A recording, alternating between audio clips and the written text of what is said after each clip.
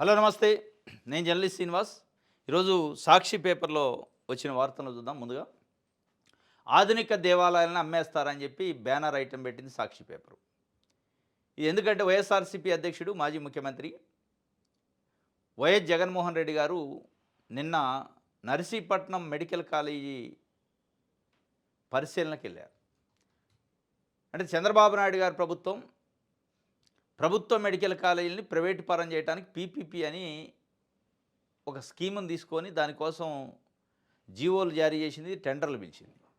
దానికి నిరసనగా పోరుబాట పట్టారు వైఎస్ఆర్సీపీ పార్టీ. ఆ పోరుబాటులో భాగంగా నర్సీపట్నంలో అసలు మెడికల్ కాలేజ్ లేదు అని చెప్పి ఇప్పుడు స్పీకర్‌గా ఉన్న అయ్యన్న పాత్రుడు గారు నర్సీపట్నం ఎమ్మెల్యే. ఆ జీవో లేదు, అసలు కాలేజే లేదు అన్నాడు. కాలేజీ ఎక్కడుందో చూపిస్తా నేను. అంటే మీరు అమ్ముకోవటానికో లేదా మీకు కావాల్సిన వ్యక్తులకు ప్రైవేటీకరణ పేరుతోని ఇవ్వటానికో అసలు కాలేజీ లేదు అని చెప్పే అబద్ధాలు ఆపండి. ఈ యొక్క ఆధునిక దేవాలయాలు ఆఫ్టర్ ఆల్ ఒక 5-6 వేల కోట్లు కేటాయిస్తే 17 ప్రభుత్వ మెడికల్ కాలేజీలు పూర్తయితాయి. ఇప్పుడు కొన్ని పూర్తయినాయి, పూర్తి కావాల్సినవి ఉన్నాయి. ఇది ఆన్గోయింగ్లో ఉంది నర్సీపట్నం కూడా. ఆ పిలుపుకి ఆంధ్రప్రదేశ్లో ఉన్న ప్రజలు పెద్ద ఎత్తున స్పందించారు. అదే పెద్ద బహిరంగ సభ కాదు, లేకపోతే ఎలక్షన్ క్యాంపెయిన్ కాదు. దానిపైన దాదాపు ఒక 18 రకాల ఆంక్షలు పెట్టింది ప్రభుత్వం జగన్మోహన్ రెడ్డి గారి పర్యటన పైన. 18 రకాల ఆంక్షలు. ఆటోలను బంద్ చేశారు, ప్రైవేట్ వెహికల్స్ని ఆపారు, ఫ్లెక్సీలు కట్టనివ్వలేదు, ట్రాఫిక్ అంతరాయం కలగొద్దు, రకరకాలకు పెట్టారు. సరే, ట్రాఫిక్ అంతరాయం అంటే కలగొద్దు కూడా. అంటే ప్రభుత్వం ఎప్పటికీ ఏం చేస్తుందంటే జగన్మోహన్ రెడ్డికి ప్రజలతోని మమేకమయ్యే అవకాశం వద్దు, ప్రజలతోని మాట్లాడొద్దు. ఇది కట్టడి చేయటానికి మాత్రమే కొన్ని వందల మంది పోలీసులను పెట్టి అక్కడ బందోబస్తు ఇచ్చారు. జనరల్గా ఒక రాజకీయ పార్టీకి సంబంధించిన నాయకుడు మాజీ ముఖ్యమంత్రి పర్యటనకు వస్తానంటే ఆయన రక్షణకు బందోబస్తు ఇస్తారు. ఇక్కడ నిన్న ఆయన రక్షణకు బందోబస్తు ఇచ్చినట్లేదు, ఆయనకి ప్రజలకు మధ్యలో పోలీసుల్ని కంచె అడ్డం పెట్టినట్టుంది. 60 కిలోమీటర్ల మేరకు అడుగడుగున నీరాజనం పట్టారు. అది కనపడుతుంది మనకి. జగన్మోహన్ రెడ్డి గారికి ప్రజలు 60 కిలోమీటర్ల పొడవున్న రోడ్డెంట అడుగడుగున నీరాజనం పట్టారు. ఒకవేళ మనం పైసలు ఇచ్చి తరలించారనుకుందాం, 60 కిలోమీటర్లు ఉండరు. పైసలు ఇచ్చి తరలిస్తే ప్రజల్ని ఏ గ్రౌండ్లో మీటింగ్ ఉందో ఆ గ్రౌండ్లో ఉంటారు. ఊరూరా హారతులు పట్టారు. అంటే దీన్ని బట్టి ఆయన ఇప్పటికైనా చంద్రబాబు నాయుడు గారు అర్థం చేసుకోవాల్సింది ఏంటంటే ప్రజలు ఏమనుకుంటున్నారు, ప్రజల మ్యాండేట్ ఎట్లా ఉంది, ప్రజల ఆలోచన ఎట్లా ఉంది ప్రభుత్వం పైన, ప్రతిపక్షం పైన. మీరు చేసే పనులపైన, మీరు ప్రభుత్వ మెడికల్ కాలేజీని ప్రైవేటు వాళ్ళకు అప్పజెప్పే దానిపైన ప్రజల నిరసన ఏ స్థాయిలో ఉందనేది గమనించండి.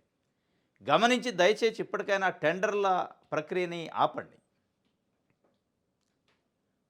ప్రజల హృదయాల్లోంచి వచ్చింది ప్రైవేటీకరణ చేయొద్దు మెడికల్ కాలేజ్. మీరు ఎన్నైనా చెప్పొచ్చు కాకమ్మ కథలు, అది ప్రైవేటీకరణ కాదని, పీపీపీ అని, లేదంటే జగన్మోహన్ రెడ్డి పైసలు కేటాయించలేదని. మరి అదే జగన్మోహన్ రెడ్డి మీరు అంటున్నారు ₹1 కూడా కేటాయించని జగన్మోహన్ రెడ్డి కోసం ప్రజలు ఎందుకు వచ్చారు? అసలు మెడికల్ కాలేజీని పునాదులేయని మీరు అంటున్నట్టు జగన్మోహన్ రెడ్డి గారి కోసం ప్రజలు ఆ స్థాయిలో తండోపతండాలుగా ఎన్ని ఆంక్షలు పెట్టినా ఎక్కడ కూడా ప్రభుత్వం 1% కూడా దాన్ని సభ అంటే ఆ ప్రోగ్రామ్ని సక్సెస్ చేయడానికి చూడాలి, ఆపటానికే చూసింది.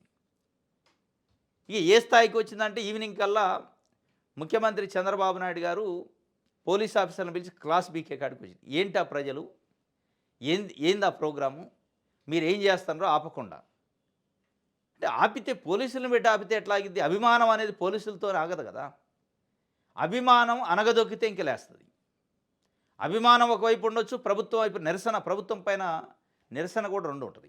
ఈ రెండింటిని గమనించి ఇప్పటికైనా చంద్రబాబు నాయుడు గారు పునరాలోచన చేసుకోవాలి. పవన్ కళ్యాణ్ గారు కూడా దీనిపైన ఆలోచన చేయాలి. ప్రైవేటీకరణ పీపీపీ పద్ధతితోని ప్రైవేటు వాళ్ళని జొప్పించే ప్రయత్నం చేస్తుంది. నిన్న హెల్త్ మినిస్టర్ సత్యకుమార్ గారు ఇంకా కొంతమంది మాట్లాడుతున్నారు. పల్లా శ్రీనివాసరావు రాష్ట్ర అధ్యక్షుడు, పీపీపీ పద్ధతితోనే అసలు మెడికల్ సీట్లు, ప్రభుత్వ మెడికల్ సీట్లు పెరుగుతాయని. అసలు పీపీపీ పద్ధతిని పెరగడం, అసలు ప్రభుత్వం ఏముందనుకో మనీ అయితే కానీ ప్రభుత్వం వాటా సీట్లు పెరిగితే, ప్రభుత్వం వాటా అయింది, ప్రైవేటు వాటా అయింది. మళ్ళీ ప్రైవేటే లేదంటున్నారు, ప్రైవేటు వాటా ఎక్కడికి వెళ్ళి వచ్చింది? అంటే ఇది ముమ్మాటికి వ్యాపారం. వ్యాపారం కోసం వాళ్ళని జొప్పించే ప్రయత్నం చేస్తున్నారు. దాన్ని ఆపండి. ప్రజల మ్యాండేటు, ప్రజల నిరసన చూసిన తర్వాతైనా మీరు ఆపకపోతే దీనికి భవిష్యత్తులో రాజకీయంగా మూల్యం చెల్లించుకోవాల్సొస్తది. ఈ పెద్ద ఎత్తున 60 కిలోమీటర్ల మేరకు మాజీ ముఖ్యమంత్రి జగన్మోహన్ రెడ్డి, మీరు అంటే ఇప్పుడున్న ప్రభుత్వం గానీ, తెలుగుదేశం పార్టీ గానీ, కూటమి గానీ, తెలుగుదేశం పార్టీని స్పెసిఫిక్‌గా మోస్తున్న పత్రికలు పదే పదే జగన్మోహన్ రెడ్డి 5 సంవత్సరాలు విధ్వంసం చేసిండు, రాష్ట్రం పని అయిపోయింది, మేము వికాసం వైపు తీసుకుపోతున్నాం అంటున్నారు. జగన్మోహన్ రెడ్డి అమ్మేసిండు అన్నారు. జగన్మోహన్ రెడ్డి ప్రభుత్వ కార్యాలయాలను తాకట్టు పెట్టిండు అన్నారు. జగన్మోహన్ రెడ్డి నకిలీ మద్యం తయారు చేసిండు అన్నారు. మద్యం కుంభకోణం చేసిండు అన్నారు. భూములు కబ్జా చేసిండు అన్నారు. భూములు అమ్ముకుండా అన్నారు. విదేశాలలో వ్యాపారాలు పెట్టిండు అన్నారు. అసలు ఆయన చేయని పని, ఆయన ప్రజలకు ఏం చేయలేదు, మొత్తం దోపిడీ చేసిండు అన్నట్టు ఇంటర్ప్రిటేషను, విధ్వంసం నుంచి వికాసం. మరి అంత విధ్వంసం చేసిన జగన్మోహన్ రెడ్డి కోసం ప్రజలు ఎందుకు వస్తున్నారు? అది గమనించండి. నిజంగానే మీరు చెప్పే విధ్వంసం కరెక్ట్ అయితే, మీరు చేస్తున్న విమర్శ కరెక్ట్ అయితే, మీరు రాస్తున్న వార్తలు కరెక్ట్ అయితే, ఆంధ్రజ్యోతి, ఈనాడు లాంటి, మీరు అంటున్న విధ్వంసకారుడు అనే పదం ఆయన పైన వేశారు, సైకో అని ఒక నింద మోపారు కదా. మరి అట్లాంటి సైకోనో అట్లాంటి విధ్వంసకారుడు బయటకు వస్తే ప్రజలు ఏం చేయాలా? రావద్దు కదా, రానియొద్దు కదా ప్రజల్లోకి. ప్రజలు వాళ్ళ హృదయానికి, గుండెలకు అత్తుకుంటున్నారు. వాళ్ళ ముఖంలో సంతోషం చూసి, ఎందుకంటే మనం 2019లో చంద్రబాబు నాయుడు గారు ఓడిపోయిన తర్వాత ఒక 3 సంవత్సరాలు బయటికి రాలే. 3 సంవత్సరాలు ఆయన బయటకు వచ్చిన ప్రజలు సహకరించలే, కోఆపరేట్ చేయలే, అసలు స్పందన లేదు. అది 1 ఇయర్ లోపు ఈ స్థాయిలో స్పందన వస్తుందంటే మీరు అంటున్న విధ్వంసం అనేది తప్పు, మీరు అంటున్న సైకో అనేది తప్పు, మీరు అంటున్న దోపిడీ అనేది తప్పు అని ప్రజలు ఒక సర్టిఫికేట్ ఇచ్చినట్టు ఈరోజు. దీన్ని బట్టి అయినా ఇప్పటికైనా ఆపండి. మీరు రాజకీయాలు ఆపి వ్యక్తులపైన, పార్టీలపైన అసాసినేషను ఆపు చేసి మీరు చేయాల్సిన పని చేయండి. మీకు ప్రజలు మ్యాండేట్ ఇచ్చారు. ఆ చేయాల్సిన పని ఏంటంటే ప్రభుత్వం నుంచి ప్రైవేటు పరం చేయటం కాదు, లేదా పారిశ్రామికవేత్తలకు భూములు ఇవ్వటం కాదు. ప్రభుత్వ సంపదను పెంచండి, ప్రజల సంపదను పెంచండి. ఇది ఉక్కు సంకల్పంతో అండగా ఉంటామని ఉక్కు కార్మికులకి మద్దతు ఇచ్చాడు. తప్పు ఒప్పుకోండి, అబద్ధాలు ఆపండి. నిన్న చంద్రబాబు నాయుడు గారు సీరియస్ కావడానికి కారణం ఇదే. ఆయన ఏదో నర్సీపట్నం పోతాంటే డైరెక్ట్ తీసుకోవాలి, ఒక 7-8 వెహికల్లే కదా, ఈ జనాలేంటి, ఈ కథ ఏంది, హాస్టల్ విద్యార్థులు హాస్పిటల్లో ఉంటే అక్కడికి ఎందుకు వెళ్ళిండు, ఉక్కు కార్మికుల దగ్గరికి ఎట్లా వెళ్ళిండు, మీరేం చేస్తున్నారు అంటే పోలీసులు ఏం చేస్తారు పాపం? ప్రజల అభిమానాన్ని పోలీసులు కర్రలతోనో లాఠీలతోనో ఆపితే ఆగుతుంది. పోలీసుల బారికేడ్లతో ఆపితే ప్రజల అభిమానం ఆగదు. అది అభిమానం లేనప్పుడు మీరు పోలీసులను పెట్టాల్సిన అవసరం కూడా లేదు, వాళ్ళే రారు. ఎందుకు వస్తారు?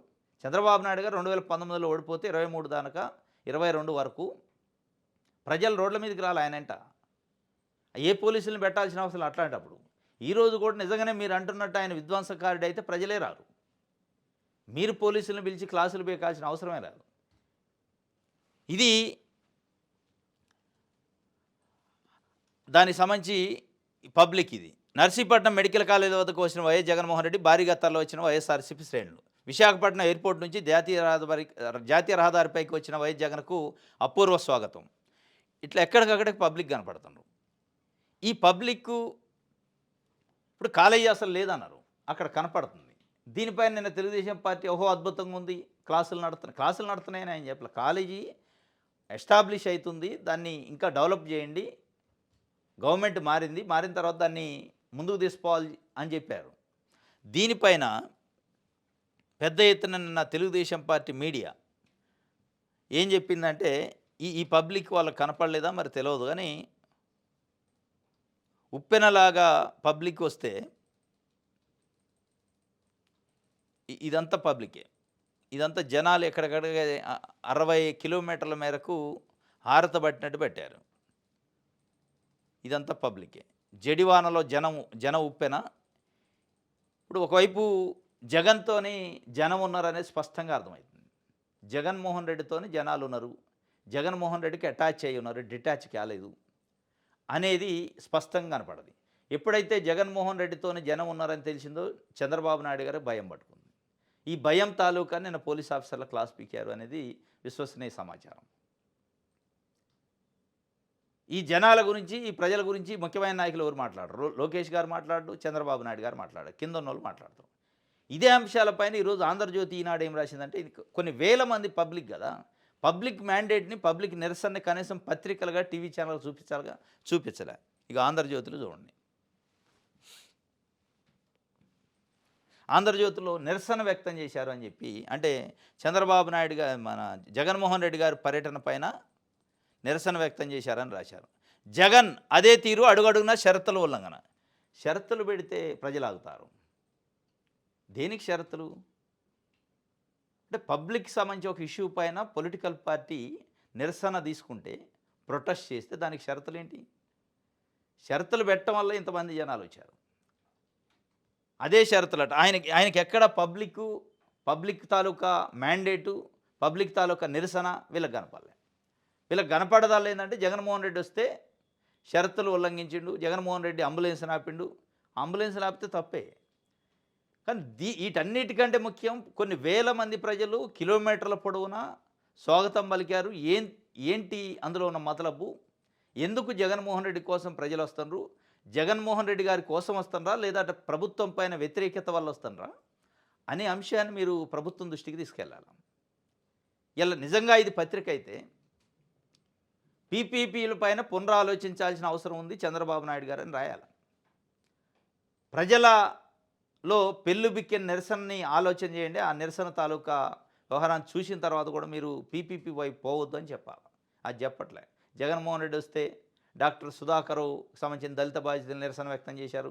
ఏ నాయకుడు పోయినా చిన్న చిన్న నిరసనలు ఉన్నాయి. వీటన్నిటికంటే ముఖ్యమైనది ఆ నిరసన కార్యక్రమం. నర్సీపట్నం మెడికల్ కాలేజీ పైన, మెడికల్ కాలేజీ ప్రైవేటీకరణ పైన, పోరుబాట పైన ప్రజల స్పందనే ఉంది అనేది రాయాలి. ఈరోజు ఈనాడు, ఆంధ్రజ్యోతి పేపర్ అసలు అది మీటింగే కాదు, అక్కడికి వచ్చిన వాళ్ళు ప్రజలే గారు, అక్కడికి వచ్చింది నాయకుడు కాదు, వాళ్ళు ప్రజలే కారనే అనే రీతిలో రాసిన వార్తలు. అంటే ప్రజలను అవమానపరుస్తున్నారు, ప్రజల అభిప్రాయాన్ని, ప్రజల నిరసనని అవమానపరుస్తున్నారు. ఇది చేయొద్దు దయచేసి. ఇప్పటికైనా ప్రభుత్వం దృష్టికి మీరు కూడా తీసుకెళ్ళాలి. తీసుకెళ్ళి దాని పరిష్కారం అయ్యేటట్టు చూడాలి. రైట్. జనవరిలో మరో డిఎస్సి ఉంటుందట. నోటిఫికేషన్ తర్వాత మార్చిలో రాత పరీక్షలు. ఈ ఏడాది నవంబర్లో టెట్ నిర్వహణ. విద్యాశాఖ అధికారులకు మంత్రి లోకేష్ ఆదేశాలు. ఏటా డిఎస్సి నిర్వహణకు కట్టుబడి ఉన్నామని వెల్లడి. జనవరిలో మరో నోటిఫికేషన్ ఉంటుందట. ఇప్పుడు నోటిఫికేషన్ భర్తీ చేశారా? భర్తీ చేసిన నోటిఫికేషన్లో కొంతమంది విక్టిమ్స్ ఉన్నారు, బాధితులు. ఆ బాధితులు గడప గడపకు తిరుగుతున్నారు. మొన్న జగన్మోహన్ రెడ్డిని కూడా కలిసి కన్నీళ్ళు పెట్టుకున్నారు. మరి లోకేష్ గారు మళ్ళొక నోటిఫికేషన్ అంటున్నారు. ముందు ఆ జరిగిన నోటిఫికేషన్లో ఉన్న అవకతవకలు, గందరగోళాలను పరిష్కరించండి. నెక్స్ట్ ఇది వేసుకోండి. ఈ గందరగోళాలు లేకుండా చేస్తే మంచిది. 100 రోజుల్లో పరిష్కరిస్తా, న్యాయం చేయలేకపోతే రాజకీయాల గుడ్ బై. వైసీపీల పరిశ్రమలను భయపెట్టడం, రాష్ట్రానికి పెట్టుబడులు రావాలి, 3 రోజుల్లో సముద్రంలోకి వెళతా, పారిశ్రామిక వ్యర్థ జలాలను పరిశీలిస్తా. నక్కపల్లి, కాకినాడ సెజులు, దివీసు, అరబిందో, డెక్కన్ వైఎస్ఆయంలోనివే.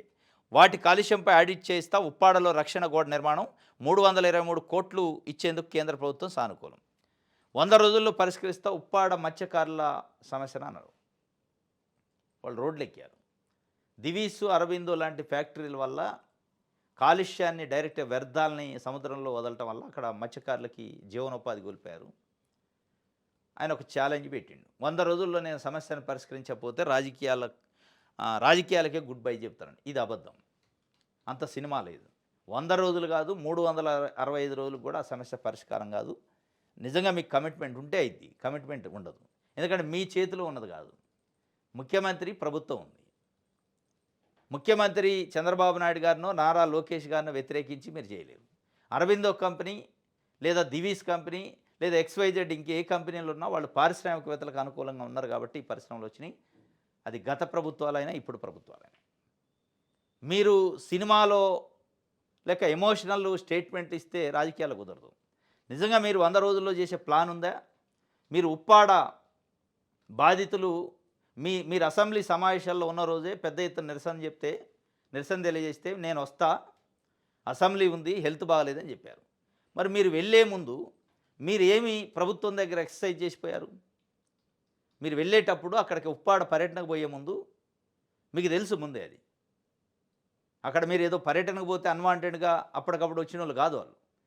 అక్కడ ఎందుకు జరుగుతుంది నిరసన, ఎవరి వల్ల జరుగుతుంది, ఏ ఫ్యాక్టరీలో జరుగుతుంది తెలుసు. మొత్తం డేటా తీసుకున్నారా మీరు? ఆ డేటా తీసుకున్న తర్వాత ఆ డేటా పైన ముఖ్యమంత్రి చంద్రబాబు నాయుడు గారితో మాట్లాడారా? నేను ఇట్లా వెళ్తున్నాను పర్యటనకి, మనం ఏం చేద్దాం ప్రభుత్వ పరంగా, వాళ్ళ కాలుష్యం ఇట్లా వస్తుందట, మత్స్యకారులు ఇబ్బంది పడుతున్నారు. ఈ అరబిందో గానీ, దివీస్ గానీ, ఎక్స్‌వైజెడ్ కంపెనీల పైన మనం ఏం చర్యలు తీసుకోవచ్చు, కాలుష్యం రాకుండా ఏం చెప్పాలి వాళ్ళకి అనేది ఏమన్నా ఒక ఒక ప్లాన్, ప్లాన్ ఆఫ్ యాక్షన్ ఒక ప్రిపేర్ చేసుకొని వెళ్ళారా? ఏం లేదు. ఒక పొలిటికల్ పర్యటన లెక్క పోయి ఎమోషనల్ స్పీచ్ ఇచ్చి వస్తే వాళ్ళకేం కడుపు నిండదు. మీరు నిజంగా కమిట్మెంట్ ఉంటే చంద్రబాబు నాయుడు గారితో కూర్చొని దివీసు, అరబిందో లేకపోతే ఎక్స్‌వైజెడ్ కంపెనీల పైన ఏం మనం చర్యలు తీసుకోవచ్చు, లేదా కాలుష్యం రాకుండా వాళ్ళని ఎట్లాంటి కట్టడి చేయాలి, మీకున్న ఎక్స్‌పీరియన్స్ ఇప్పుడు జరుగుతున్న పరిణామాలు చెప్పండి అని అధికారులను గానీ, చంద్రబాబు నాయుడు గారిని అడిగి ఆయన హామీ తీసుకున్న తర్వాత మీరు పోయి 100 రోజులు చేస్తే పోదు. మీరు 100 రోజులు అని చెప్పి వచ్చారు, చంద్రబాబు నాయుడు గారు ఫైల్ కదలనేడు. ఏం చేస్తారు మీరు? దేనికి? రాజకీయాలు గుడ్ బై చెప్తారు. అంటే మీరు ఒక సమస్య పరిష్కరించకపోతే, పరిష్కారం కాకపోతే అవసరమైతే నేను రాజీనామా చేస్తా, నేను ఉద్యమంలో కూర్చుంటా, ప్రభుత్వంలో ఉన్నానని చెప్పాల్సింది రాజకీయాలకు గుడ్ బై చెప్తా అంటే నేను సమస్య పరిష్కరించలేదు కాబట్టి పోయి హైదరాబాద్లో కూర్చుంటే కుదరదు కదా. వారు చెప్తున్నారు 100 రోజుల్లో అయ్యే ప్లాన్ అయితే మీరు చంద్రబాబు నాయుడు గారితో మీటింగ్ పెట్టుకొని కూర్చోవాలి, ఒక గంట సేపు డిబేట్ పెట్టాలి, అధికారులను కూర్చోబెట్టుకోవాలి. ఉప్పాడు నేను వెళ్తున్నా, ఏం చెప్పాలి, ఏం చెప్తే అక్కడ పరిష్కారం అయింది, అక్కడ సమస్య లేకుండా చేయాలంటే ఏం చేయాలి, దానికి సంబంధించిన ప్లాన్ ఆఫ్ యాక్షన్ ఏందో నాకు ఇవ్వండి అని చెప్పాలి. అది ఏది లేకుండా డైరెక్ట్ పోయి వాళ్ళ ఎమోషన్ మీద మీరు సెంటిమెంట్ కొట్టినట్టు కొట్టి 100 రోజుల్లో నేను చేయకపోతే రాజకీయాలకు గుడ్ బై చెప్తా అంటే అది కాదు. ఇక దాంట్లోని వైఎస్ హయాంమా చంద్రబాబు నాయుడు గారిదా, కిరణ్ కుమార్ రెడ్డి, రోషయ్య హయాము ఎవరిది అనేది కాదు, ప్రజలు ఏమి ఎదుర్కొంటున్నారు సమస్య అది చెప్పాలా.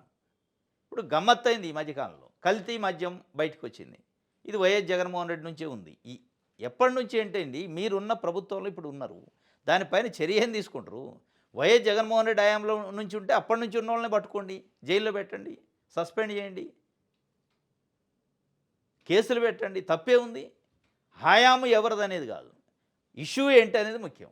అది చెప్పట్లే. ఇప్పుడు ఈయన కూడా అదే వైఎస్ హయాం నుంచే ఉంది, అది ఒక్కటే చెప్పడానికి మీరు వచ్చింది. ఎప్పటి నుంచి ఉంది అనేది కాదు, ఇప్పుడు ఏం చేస్తారనేది ముఖ్యం. రైట్. 15 ఏళ్ల పరుగు సీఎంగా చంద్రబాబు అరుదైన రికార్డట. ప్రజా జీవితంలో 15 ఏళ్ళు సీఎం హోదాలోనే దక్షిణాదిలో కరుణానిధి రంగస్వామికే ఈ ఘనత. నేటితో ఈ మైలురాయి దాటుతున్న చంద్రబాబు ఉమ్మడి ఏపీకి అత్యధిక కాలం సీఎంగా ఉన్న ఘనత, నవ్యాంధ్రకు రెండోసారి సీఎంగా బాధ్యతలు. నారా చంద్రబాబు నాయుడు అనే ఆయన ఒకప్పుడు సామాన్యుడు, కానీ ఆయనది అసామాన్య ప్రస్థానం. ఒక్క ఛాన్స్ అని ప్రజలను వేడుకొని గద్దెనెక్కుతున్న రోజుల్లో ఆయన వన్స్ మోర్ అంటూ మళ్ళీ సీఎం అయ్యారు. ముఖ్యమంత్రిగా 15 సంవత్సరాలు మార్కు దాటిన అసాధారణ నేతగా సరికొత్త రికార్డును సృష్టించారు. చంద్రబాబు సీఎంగా బాధ్యతలు చేపట్టడం ఇది 4వసారి. ఎన్టీఆర్తో విభేదించి 1995 సెప్టెంబర్ 1న చంద్రబాబు తొలిసారి సీఎం అయ్యారు. 15 ఏళ్ల పరుగట, ఒక్క ఛాన్స్ అని ప్రజల్ని వేడుకొని గద్దెనెక్కుతున్న రోజులు వన్స్ మోర్ అని అంటారు. ఈ వన్స్ మోర్ అసలు మొదటిసారే ప్రజల నుంచి రాలే చంద్రబాబు నాయుడు. 15 సంవత్సరాలు పూర్తి చేసుకుంది వాస్తవమే, కానీ 1995 సెప్టెంబర్ 1న ముఖ్యమంత్రిగా ఎట్లా అయ్యారనేది ఈ 2 తెలుగు రాష్ట్రాల్లో ఉన్న ప్రజలు, దేశం చూసింది. దాన్ని మసిపూసి దాన్ని మాఫీ చేసే కార్యక్రమం చేస్తున్నారు. ఎన్టీ రామారావు గారే ఆయన చివరి గడియల్లో ప్రెస్ మీట్ పెట్టి మరీ చంద్రబాబు నాయుడు గారి గురించి చెప్పిండు. చంద్రబాబు నాయుడు గారు వెన్నుపోటు పొడిచిండని చెప్పిండు. లేదు ఎన్టీ రామారావు గారితో విభేదించి ముఖ్యమంత్రి, విభేదించి ఎట్లయితాడు ముఖ్యమంత్రి, ఆయన నుంచి గుంజుకుండు. ఆయనే చెప్పిండు, ఎన్టీ రామారావు గారే గుంజుకుండు అని చెప్పిండు. దానిపైన చాలా పెద్ద చర్చ నడిచింది. చంద్రబాబు నాయుడు గారు ఆయన ఈ 4వసారి ముఖ్యమంత్రుల్లో ప్రతిసారి కూడా బీజేపీతోని 95లోనే ఎన్టీ రామారావు గారి నుంచి తీసుకున్నాడు. 99లో బీజేపీ వాజ్పేయి, అద్వానీ ఉన్నప్పుడు వాళ్ళతో పొత్తు. 2004లో ఓడిపోయిండు, 2009లో ఓడిపోయిండు, మళ్ళీ 2014లో బీజేపీతో పొత్తు, 2019లో ఓడిపోయారు, 2024లో బీజేపీతో ఉన్నారు. ఎప్పుడు నిలబడ్డా, ఎప్పుడు ముఖ్యమంత్రి అయినా ఏదో ఒక పార్టీ అండతోని, ఏదో ఒక పార్టీని ఆసరాగా చేసుకొని ముఖ్యమంత్రి అయిన తప్ప సింగిల్గా ఈ వన్స్ మోర్లు లేదు. వన్స్ మోర్ ఒంటరిగా బాలే. ఇప్పుడు ఈ వన్స్ మోర్ ఎప్పుడు ఎవరినో ఒకరిని ఆధారం చేసుకుని వాళ్ళ భుజాలపైన చేతులు పెట్టి పైకి లేచిండు తప్ప, 2 చేతికర్రలు ఏదో ఒక పార్టీలను పెట్టుకొని నడిచిండు తప్ప, స్వతహాగా ప్రజలు నమ్మి, ప్రజలు ఆదరించి సింగిల్ పార్టీ తెలుగుదేశం పార్టీయే మాకు కావాలి అని ప్రజలు ఎన్నుకున్న దాఖలాలు ఈ 4 సార్లు ఒకసారి కూడా లేదు.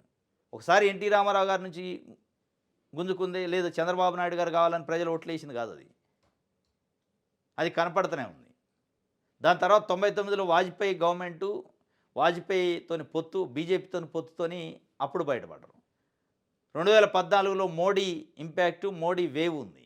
దాంతోని బయటపడ్డారు. 2024లో సేమ్ అదే మోడీని మళ్ళీ వాడుకున్నారు. మళ్ళీ ఈ ఎపిసోడ్‌లో ఎక్కడా కూడా ఇదే మోడీని తిట్టకుండా తిట్టారు. మళ్ళీ అదే మోడీని కౌగిలించుకున్నారు. ఇదే బీజేపీని 2004లో ఓడిపోయిన తర్వాత బీజేపీతోని జన్మలో నేను బతికున్నాను రోజులు పొత్తే పెట్టుకున్నాను. 2014లో పెట్టుకున్నాను. అంటే ఈ వన్స్ మోరు వెనకున్న విషాద గాథలు కూడా మనం చూడాలి. 4 సార్లు ముఖ్యమంత్రి చేశారు. 15 సంవత్సరాలు చేసిన వాళ్ళలో అరుదైన కలితే కరుణానిధి గాని, రంగస్వామి, అంటే వాళ్ళ నేపథ్యం వేరు. జ్యోతిబాసు లాంటి వాళ్ళు, కరుణానిధి లాంటి వాళ్ళు, రంగస్వామి లాంటి వాళ్ళు, వాళ్ళు ఇండిపెండెంట్గా ప్రజలు గుండెల్లో చిరస్థాయిగా నిలబడ్డోళ్ళు. ఒకసారి ఓడిపోతే చంద్రబాబు నాయుడు గారు ఒక 2 సంవత్సరాలు బయటికి రాలేని పరిస్థితి ఉంది. అంటే ప్రజల్లో ఏ రకమైన మ్యాండేట్ ఆయన పైన ఉందనేది స్పష్టంగా అర్థమైంది. మొత్తానికైతే 15 ఏళ్ళు పరుగు ఆంధ్రజ్యోతిగా భజనలో భాగంగా వన్స్ మోర్ అని రాసింది. రైట్. ఆంధ్రప్రభ. మత్స్యకారుల సమస్య పరిష్కారానికి 100 రోజుల రోడ్ మ్యాపు. ఈ రోడ్ మ్యాప్ ముఖ్యమంత్రి చంద్రబాబు నాయుడు గారితో కూర్చొని వేసి ఉంటే నమ్మేటోళ్ళు. కానీ అది రోడ్ మ్యాప్ లెక్కలేదు. వచ్చే నెలలో టెట్టు, మార్చిలో డిఎస్సి, ఇచ్చిన మాట ప్రకారం నోటిఫికేషన్లు, నవంబర్ చివరి వారంలో టెట్టు. వచ్చే నెలలో టెట్ అట, మార్చిలో డిఎస్సి. Right, good. ఎందుకంటే మంచిది అది. కానీ ఇప్పుడు వేసిన డిఎస్సికి సంబంధించి ఉన్న వాటిని చూడాలి. మెడికల్ కాలేజీలపై బాబు కుట్రలు. 17 కాలేజీలో 7 దాదాపు పూర్తి, 5 చోట్ల క్లాసులు ప్రారంభం. మిగిలిన 10 కాలేజీలు కావాల్సింది 8,000 కోట్లు. అందులో మేము 3,000 కోట్లు ఆల్రెడీ ఇచ్చాం. ఇంకా 5,000 కోట్లు ఖర్చు చేయలేరా? చంద్రబాబును మించిన అయ్యన్న పాత్రుడు అబద్ధాలు. నేటి నుంచి రచ్చబండలో ప్రభుత్వ వైఫల్యాలు చెబుతాం. నర్సీపట్నం మెడికల్ కాలేజ్ సందర్శనలో వైఎస్ జగన్మోహన్ రెడ్డి చెబుతాడు మెడికల్ కాలేజీల పైన బాబు కుట్రలు చేస్తానని. బాబు కుట్రల కంటే ప్రైవేటీకరణ చేయడానికి చూస్తున్నాడు. వైద్య కళాశాలలోనే జగన్ అవినీతి చేశారు. ఒక్కో కాలేజీ నుంచి 100 కోట్లు తీసుకున్నారు. అవినీతి చేస్తే కేసు పెట్టండి, రికవరీ చేయండి. ఆయన అవినీతి చేసినని ప్రైవేట్ వాళ్ళకి ఇటువంటి ఒకళ్ళు నిజంగానే చేసి ఉంటే, ఆయన డబ్బులు కేటాయించలేదని ప్రైవేట్ వాళ్ళకి ఇటువంటి మీరు కేటాయించండి. ఈ గమ్మత్తుకు తెలుగుదేశం పార్టీ నాయకులు చెబుతుంది, కూటమి నాయకులు చెబుతుంది, జగన్మోహన్ రెడ్డి మెడికల్ కాలేజీలో ఒక్కొక్క కాలేజీకి 100 కోట్లు తీసుకుంటాట. తీసుకుంటూ వాటిని కక్కించండి, మీరు ఆ డబ్బులు పెట్టి ప్రభుత్వ ఆధ్వర్యంలో నిర్మించండి, అయిపోద్ది. ప్రైవేట్ కోటా ఇచ్చింది మీరేగా. మెడికల్ కాలేజీలో 50% సీట్లు ప్రైవేట్ పరం చేసిన జగన్. ఒకవేళ ఆయన ప్రైవేట్ పరం చేస్తే మీరు ప్రభుత్వం పరం చేయండి. ఆయన 50% చేసిందని మీరు 100% ప్రైవేట్ పరం చేస్తే అర్థమేముంటుంది? ప్రజలకి ఏం మెసేజ్ ఇస్తున్నారు? ఇది మొత్తానికైతే కూటమి ప్రభుత్వం మెడికల్ కాలేజీని ప్రైవేట్ వాళ్ళకి అప్పజెప్పటానికి చూస్తుంది. దానికోసం జగన్మోహన్ రెడ్డినో లేదా గత ప్రభుత్వాన్నో బూచిగా చూపించి వాటిని అమ్మే ప్రయత్నం చేస్తుంది. కానీ వాళ్ళు ఈ తప్పు చేశారు, మేము దాన్ని సరి చేస్తామని చెప్పే ప్రయత్నం ఎక్కడా చేయట్లే.